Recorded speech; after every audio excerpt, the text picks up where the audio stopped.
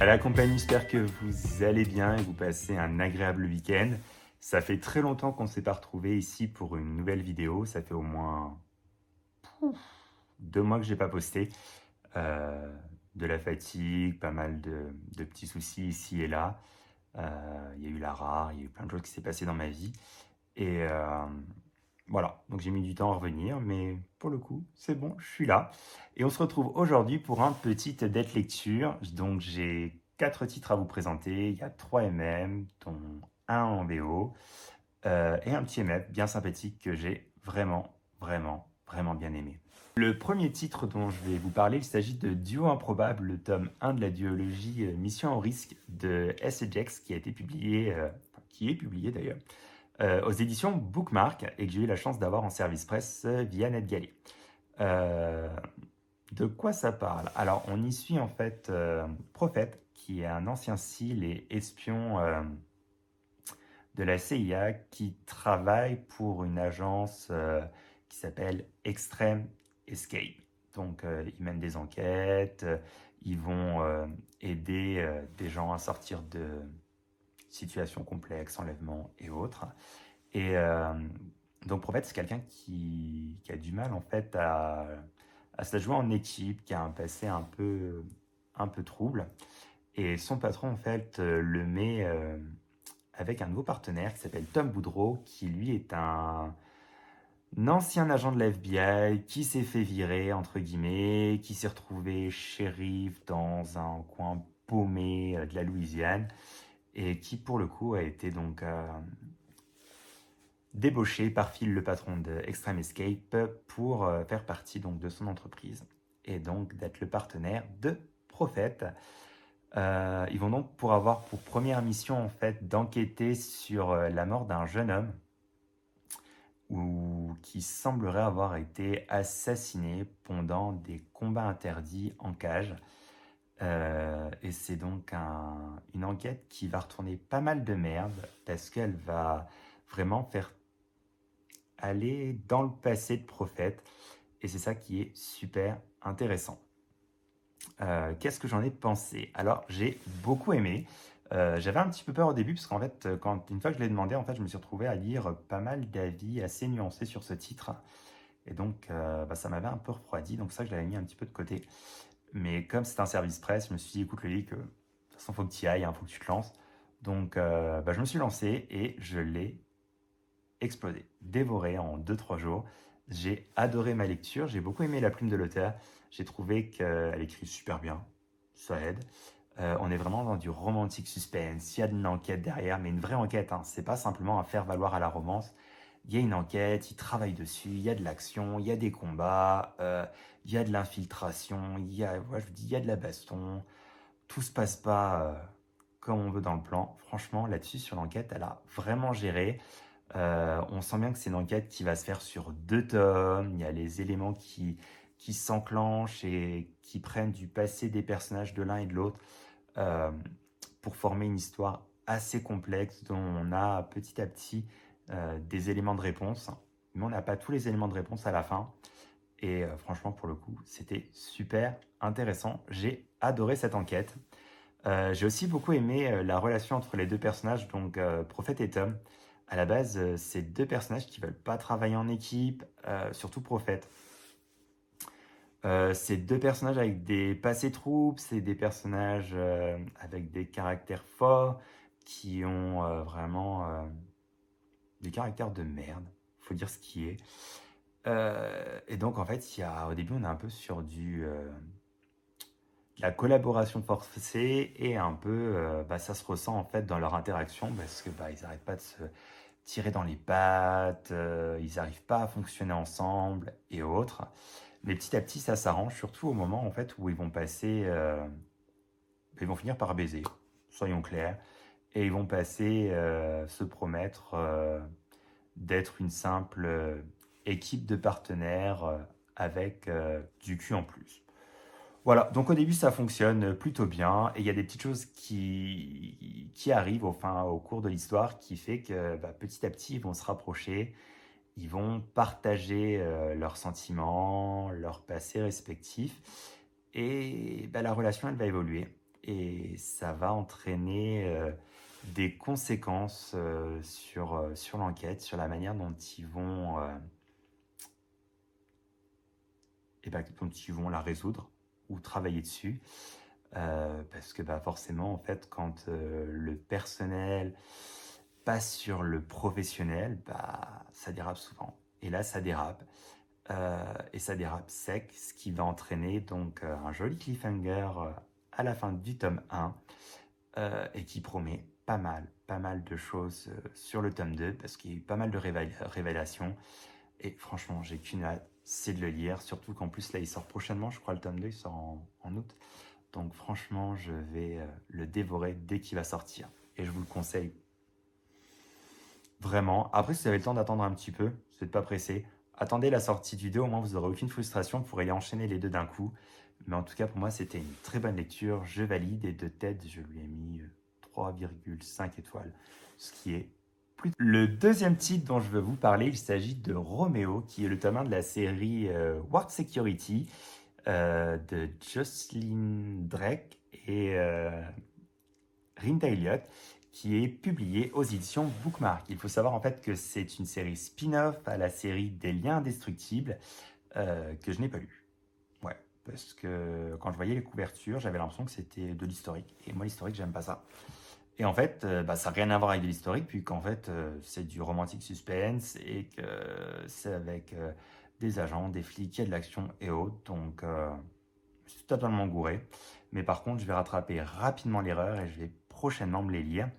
Donc, dans ce tome-là, en fait, on y suit donc Geoffrey, qui est un millionnaire, milliardaire, qui a codé et créé donc une application de rencontre qu'il a revendue et s'est fait un max de thunes. Et donc qui sort beaucoup, qui aime faire la fête et être présent sur les réseaux sociaux et qui un soir en fait va être drogué et s'apercevoir qu'il a été ramené par un stalker inconnu qui ne l'a pas violé réellement, mais en fait, il se sent plus en sécurité et c'est pour ça en fait qu'il va faire appel donc à l'agence Ward Security et il va demander à avoir comme garde du corps Sven qui lui donnait des cours d'autodéfense. Sven en fait c'est un personnage qui a tout du viking. Il fait penser un peu à Thor, vous savez en fait. Il est grand, musclé, blond, la barre, les cheveux longs avec le chignon derrière. Et voilà quoi, c'est le mâle alpha par type quoi. Et de l'autre côté, on a Geoffrey en fait, lui qui est plus petit. C'est un petit. Et donc voilà, donc les deux hommes vont cohabiter ensemble le temps de trouver le stalker et surtout de mettre donc Geoffrey en sécurité. Sauf qu'il faut savoir en fait que Geoffrey il a pas demandé Sven pour n'importe quoi parce qu'en fait il a toujours craqué pour lui. Sven aussi, sauf que Sven en fait du fait de son passé et d'une mésaventure, alors là pour moi j'y ai pas cru 30 secondes, pour moi ça tenait pas la route, mais bon bref, c'est son histoire. Euh, Refuse de craquer pour Geoffrey parce que Geoffrey il est peur et en gros il est petit et il a peur de le casser. Et de l'autre côté, Sven lui il fantasme sur les grands musclés, donc il veut se taper Sven et il va tout faire pour se taper Sven, il va le pousser à bout et franchement c'était top à voir. J'ai adoré la plume des deux auteurs, j'ai adoré comment elles ont manié comment elles ont travaillé la relation entre les deux personnages. Franchement, on est un petit peu sur du slow burn en début parce qu'en fait on a Sven qui résiste et on a Geoffrey qui fait tout pour le faire craquer. Donc il n'y a pas de cul pendant la première moitié du roman, mais alors à partir de la deuxième moitié du roman, quand Sven ça se débloque là-dedans, qui décide qui veut Geoffrey et qui va se taper Geoffrey, du cul il y en a et franchement c'est des très bonne et chaude scène de cul. J'ai adoré et franchement, ça faisait longtemps que j'avais pas lu des scènes de cul aussi sympas. Elles sont pas lassantes, elles sont longues pourtant, mais en fait elles sont pas lassantes, elles se passent à plusieurs endroits différents et franchement elles sont super chaudes. En même temps, j'ai bien aimé le caractère des deux personnages, j'ai bien aimé l'histoire de fond avec ce stalker. J'ai pas du tout vu arriver le dénouement final. Donc ça m'a pris vraiment par surprise. Il y a beaucoup d'action, il y a du sexe, et franchement, c'est tout ce que j'aime.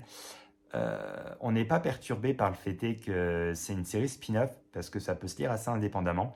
C'est juste en fait qu'on a des personnages des séries précédentes, enfin des tomes de la série précédente, et en fait on a envie de connaître leur histoire. Mais à part ça, franchement, c'est pas dérangeant plus que ça.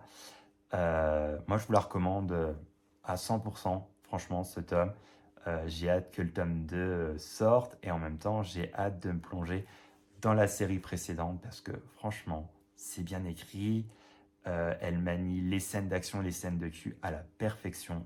Et franchement, on prend énormément de plaisir à lire ce bouquin. Je l'ai dévoré, donc franchement, je lui ai mis 4 étoiles, si je ne me trompe pas, et je le recommande. La troisième lecture MM dont je vais vous parler, c'est le fameux titre en VO, et il s'agit de Screams Apart de Charlie Novak. Et pour le coup, c'est un titre que j'ai ramené de Lara. Parce qu'il était. En fait, j'avais Charlie Novak, une auteure de MM, qui était dans mon livre de dédicace qu'on voit juste là, qui a été fait par Sam, donc ma copine de surlétagère.com. Et donc, je me baladais l'après-midi dans les allées de Lara, et j'ai vu qu'elle n'avait pas beaucoup de monde. Donc, j'étais la voir pour lui faire signer mon livre de dédicace. Et en même temps, en fait, je suis tombé sur. J'ai discuté un petit peu avec elle, des titres, de ce qu'elle écrivait, nanani, je fais un petit peu connaissance. Et sur son étal, en fait, elle avait donc ce bouquin, Screen the Part, avec la couverture que je vous mets juste là. Et j'ai feuilleté le résumé, elle m'en a parlé un petit peu, et je me suis aperçu en fait qu'il y avait pas mal de choses que j'aimais, à savoir cette histoire d'une romance avec écran enfin, avec des personnes qui se connaissent pas, qui discutent sur Internet, et en même temps une romance, une histoire donc en irréel, avec un Jokes qui a un king sur les sous-vêtements et qui tient en fait un blog. Franchement, donc il y avait pas mal d'éléments. Je lui ai demandé si c'était une lecture sexy. Elle m'a répondu ouais, c'est une lecture où il y a beaucoup de cul. Il y a quasiment que ça. Et puis c'était un petit bouquin, il était court, et je me suis dit, bah, écoute, ça te fera ta lecture pour découvrir l'auteur et en rentrant dans le train, donc ce sera parfait. Donc je lui ai pris le bouquin, et puis je suis pas déçu du tout, parce que dans ce bouquin, on y suit donc Simon. Simon qui est donc un bon monsieur plein de muscles, hein, vu que c'est un peu l'image du joke, hein. Il va à la salle, il a des muscles et tout. Et en même temps, en fait, il a deux secrets. Un, il tient un blog parce qu'il est fan de lingerie. Donc, quand je dis lingerie, vous savez, c'est les petits sous-vêtements dentelle, en soie et autres, porte-jartelles, euh, tout ce qu'il y a dans ce style-là. Et en fait, il a un crush pour son colocataire, Taylor. Donc ça, c'est les deux secrets donc, de Simon. Et de l'autre côté, on suit donc Taylor, qui lui, en fait, suit un certain blog, parce que il est attiré justement, lui, par les jokes avec qui portent de la lingerie. Donc ils discutent en fait, pour le coup, Simon et Taylor, par écran interposé, sans savoir qui est qui. Et donc voilà, et un soir, Taylor va rentrer, et puis, allez savoir pourquoi, il va proposer à son colocataire de coucher avec.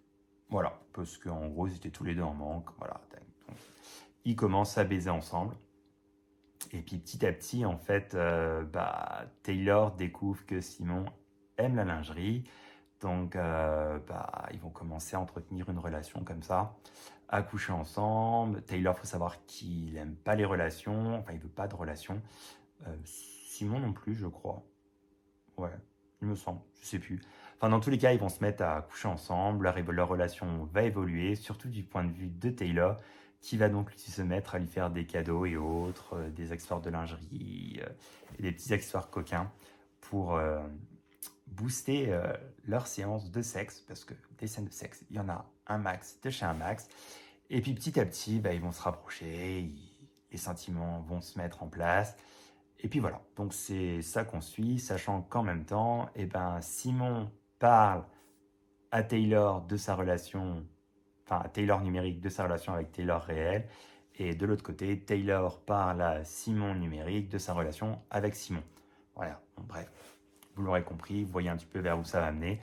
Mais en tout cas, c'était une lecture super sympa. Je lui ai mis 3 étoiles, 3 étoiles et demie, parce qu'il ne faut pas non plus déconner, hein, c'est un tout petit bouquin, il n'y a pas une histoire non plus qui déboîte, hein, c'est surtout cette fois-ci un prétexte à lire du cul. Voilà. Mais des fois, ça fait du bien, surtout que là, elles sont hyper variées. Je suis pas du tout pour la lingerie. Enfin, j'aime les sous-vêtements, j'ai plein de sous-vêtements différents parce que j'aime bien ça, mais pas spécialement de sous-vêtements qui se rapprochent de la lingerie féminine.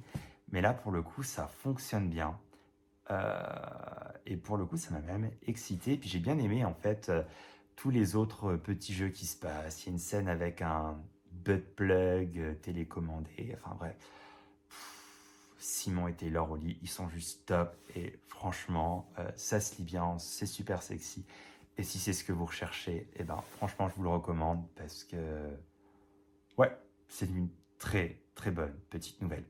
Le dernier titre dont je veux vous parler, c'est un MF. Il s'agit donc de The Hockey Player Next Door de Mila Marelli, si je ne me trompe pas, qui m'a été envoyé en service presse par mon partenaire, les éditions addictives en numérique. Alors on y suit en fait Freya, qui est islandaise et qui travaille pour une entreprise canadienne et une entreprise de tourisme et qui va donc emménager pendant 1 an au Canada parce qu'en fait il y a une espèce de concours interne en fait avec des gens de tous les pays de cette boîte qui doivent présenter, enfin monter un projet et présenter donc un projet qui présente leur pays d'origine, donc Freya, l'Islande. Euh, voilà, donc elle se retrouve donc à emménager donc dans un immeuble, tout frais payé par sa boîte. Et son voisin n'est autre que Elliot Robinson, il me semble, qui doit être une bêtise sur le nom de famille, je suis pas sûr, qui est un joueur de hockey professionnel, mais c'est surtout un queutard. Voilà, il ramène des meufs tout le temps.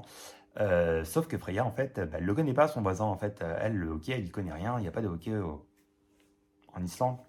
Donc elle est surtout emmerdée parce que Elliot à côté, il baisse tous les soirs. Elle essaye de dormir, de se reposer, mais elle n'y arrive pas parce que les partenaires de Elliot, ils font du bruit, ils font taper le mur et elle n'arrive pas à dormir, quoi. Donc, en gros, un jour, ils vont se croiser dans les couloirs et Freya, elle a un caractère assez explosif et elle va lui rentrer dedans devant son meilleur ami et en fait lui faire comprendre, entre guillemets, lui dire que écoute, si une fille elle fait autant de bruit que ça, c'est qu'elle simule et qu'elle s'y connaît parce que c'est une star du porno. Et elle va remettre en cause les capacités au lit de Elliot et il va pas du tout aimer ça. Et son pote, par contre, lui va être mort de rire. Et donc va commencer, entre autres, donc une histoire un petit peu enemies to lovers entre Freya et Elliot. Euh, et donc ils vont d'ailleurs se croiser plusieurs fois, se faire des pics et ainsi de suite, jusqu'au jour où Elliot va arriver, va aller toquer à la porte de Freya en pleine nuit parce qu'il est malade. Et Elliot, pour le coup, c'est le mec par excellent. Quand il est malade, il est au bout de sa vie et donc Freya va l'aider.